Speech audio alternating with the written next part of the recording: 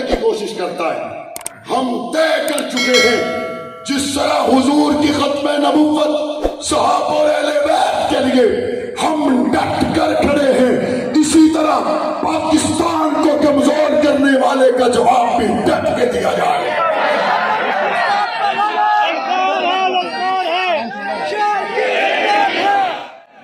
ڈٹ کے جواب دینا چاہیے نہیں دینا چاہیے؟ ہم دیکھنا چاہتے ہیں وہ کون لعین ہے جس کو نصاب تعلیم میں حضرت علی خلفائے راشدین میں چوتھے نمبر پر حضرت علی کا مضمون آنے پر تکلیف ہے.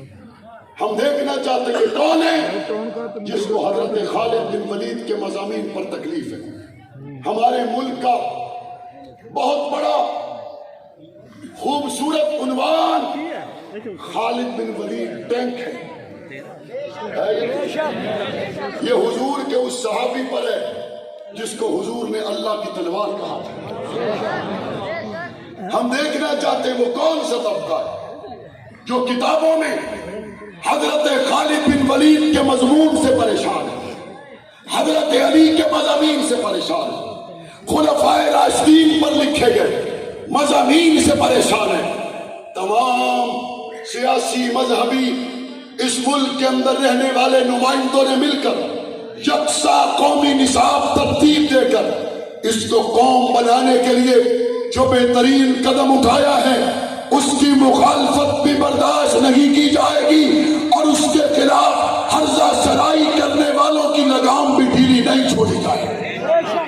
فضل سے جو فاصلہ ہم طے کر رہے ہیں اس سے ایک بات تو آپ کو سمجھ آ گئی، ہمارا راستہ قانون کا راستہ ہے. بے شک بے شک ہمارا راستہ قانون کا راستہ ہے، ہمارا راستہ آئین کا راستہ ہے. بے شک ہمارا راستہ گولی کا راستہ نہیں، ہمارا راستہ گالی کا راستہ نہیں، ہمارا راستہ آئین اور قانون پر مبنی ہے. ہمارا راستہ پرامن راستہ ہے. ہم قانون کی بالادستی پر یقین رکھتے ہیں.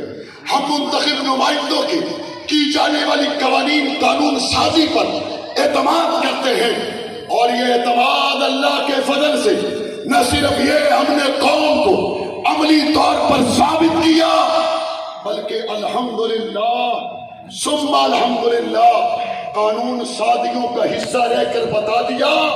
جب 371 کا ایوان اکٹھا ہوتا ہے اور اس کے لیے چند لوگ بیٹھتے ہیں، ان میں آپ کا بھائی بیٹھتا ہے.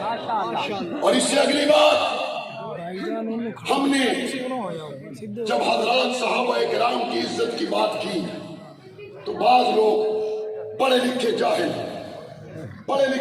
کہتے ہیں یہ تو کلا مولویاں نو سواد آتا، کلے تسی مولوی ہو. یہ مولویاں تو علاوہ ہور صحابہ اہل بیت یہ کسی نو یاد کوئی نہیں. مولوی کو ایک طرف رکھ، آپ قرآن پڑھ وہ صدیق کے بارے میں کیا کہتا ہے.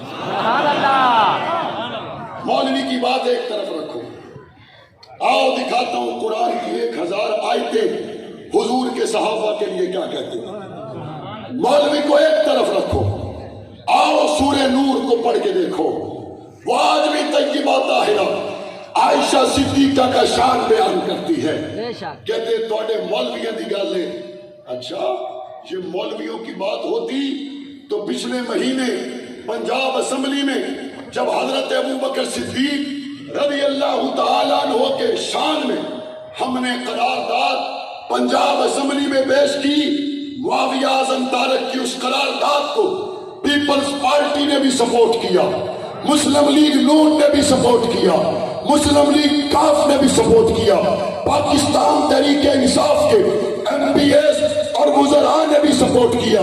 12 کروڑ کا نمائندہ ایوان پنجاب اسمبلی حضرت ابو بکر صدیق کی عزت کی قرارداد پر مہر لگا کے بتاتا ہے ابو بکر مولویوں کی بات نہیں، 12 کروڑ پنجابیوں کی بات ہے.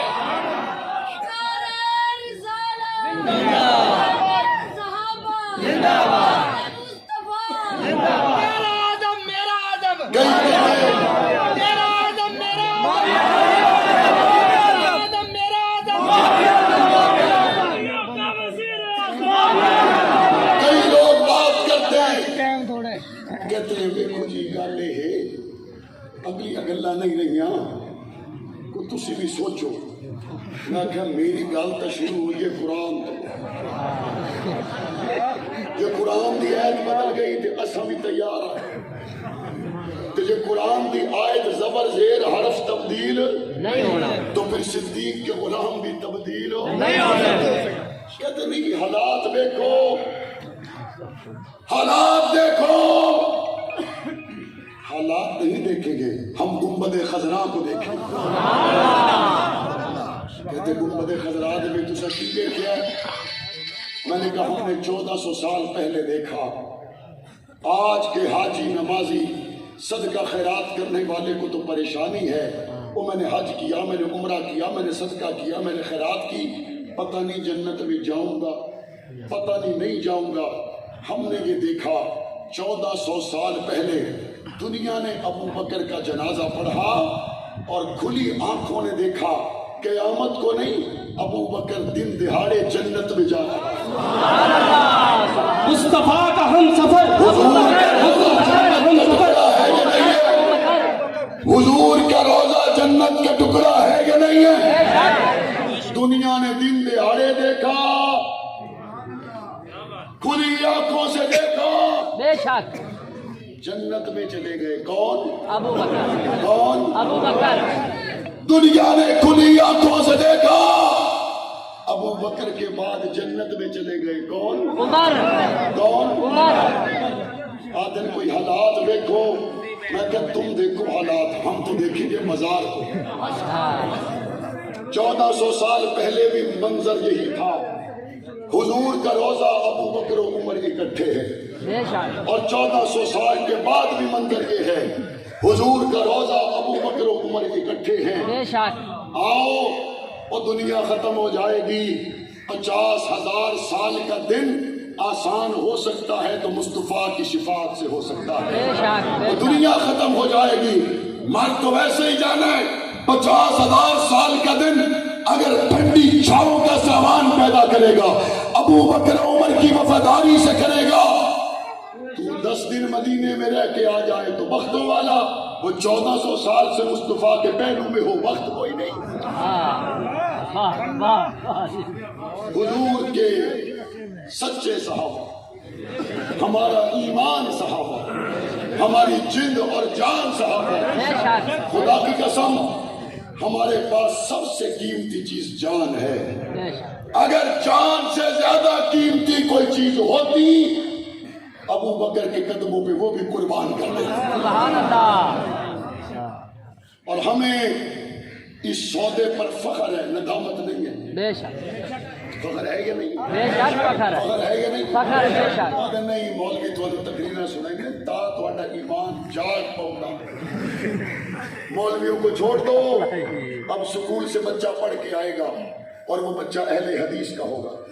سکول سے بچہ پڑھ کے آئے گا وہ دیوبندی کا ہوگا. سکول سے بچہ پڑھ کے آئے گا وہ بریلوی کا ہوگا. سکول سے بچہ پڑھ کے آئے گا وہ شیعہ کا ہوگا. اور استاد اس کو بتائے گا وہ میرا بیٹا سورہ نور میں عائشہ کا شان ہے. استاد اس کو بتائے گا وہ بیٹا غار میں ابو بکر کے سوا اور کوئی نہیں تھا. استاد اس کو بتائے گا مجھنا بعد میں ایک سکول آن والے یہ جڑا قرآن تو پڑھدا پیا لکھنے والے کا نام معاویہ بن ابی سفیان. یہ مسلمانوں کے مشترکات ہیں. وزیر اعظم پاکستان عمران خان نے ریاست مدینہ کا نعرہ لگایا. ریاست مدینہ کے پہلے ستون کا نام ابو بکر صدیق ہے. سبحان اللہ, سبحان اللہ. دوسرے ستون کا نام عمر فاروق ہے. تیسرے ستون کا نام عثمان ہے. چوتھے کا نام علی مرتبہ ہے. اور گولی چلانے والا دہشت گرد ہے, بم چلانے والا دہشت گرد ہے. لیکن یاد رکھیں وہ گولی چلانے والا ایک آدمی کے سینے کو چھلنی کرتا ہے. بم چلانے والا 10 لوگوں کے سینے کو چھلنی کرتا ہے.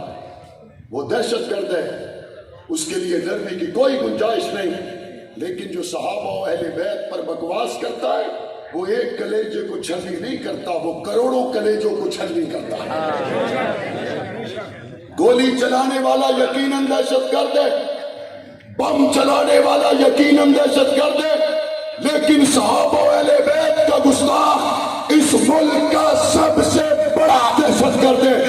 اس سب سے بڑے دہشت گرد کے لیے سزائے موت کا قانون ہونا چاہیے. ہونا چاہیے نہیں ہونا چاہیے. گستاخ صحابہ کے لیے سزائے موت کا قانون بننا چاہیے نہیں بننا چاہیے. اور اس قانون سازی کے لیے آپ کو لاہور بلایا گیا تو آؤ گے, اسلام آباد بلایا گیا تو آؤ گے, جہاں پہ آواز دی گئی لبیک کہو گے. ہمارا ایمان صحابہ ہے, ہماری جند اور جان صحابہ ہے. مولانا اعظم طارق شہید نے اس وقت پرویز مشرف کو مخاطب کر کے کہا تھا, پرویز مشرف صحابہ کی عزت کا قانون مجھے دے دے, اور اس کے بدلے میں اگر تو یہ کہے مجھے تیرے 3 بیٹوں کی گردنیں چاہیے.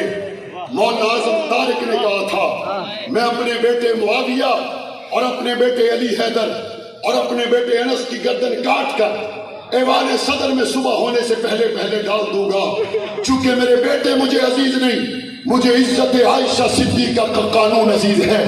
میں مولانا اعظم طارق کے اس جملے کو پھر سے دہراتے ہوئے اپنے والد شہید کی قبر کو مخاطب کر کے کہتا ہوں, ریاستی اداروں, پاکستان کے حکمرانوں, اگر صحابہ اہل بیت کی عزت کا قانون دینے کے لیے تم یہ فیصلہ کرو تمہیں قتل چاہیے, معاویہ اعظم طارق اپنے بھائیوں کی اور اپنے بیٹوں کی گردنیں کاٹ کر تمہارے ایوان میں ڈال دے گا.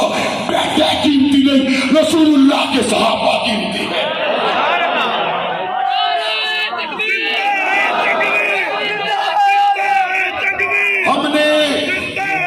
ہم نے صحابہ کی محبت میں, ہم نے اہل بیت کی محبت میں جینے مرنے کا فیصلہ کیوں کیا؟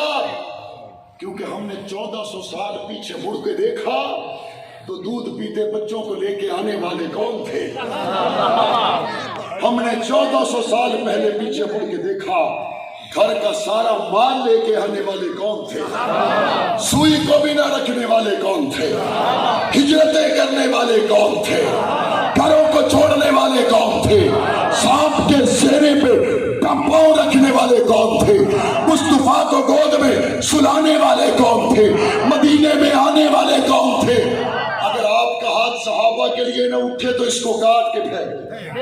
عظمت صحابہ پر مدینے میں آنے والے کون تھے, بدر میں جانے والے کون تھے, احد میں آنے والے کون تھے, بے تلواریں لے کے آنے والے کون تھے, قرآن سننے والے کون تھے, سنانے والے کون تھے, کبھی نہ پیچھے ہٹنے والے کون تھے, سفر کے ساتھی کون تھے, حضرت کے ساتھی کون تھے, مشکل کے ساتھی کون تھے, زخم اٹھانے والے کون تھے, تلوار اٹھانے والے کون تھے, نیزے اٹھانے والے کون تھے, کبھی نہ جھکنے والے کون تھے, مر مٹنے والے کون تھے, ایمان کون ہے, جان کون ہے, جند کون ہے,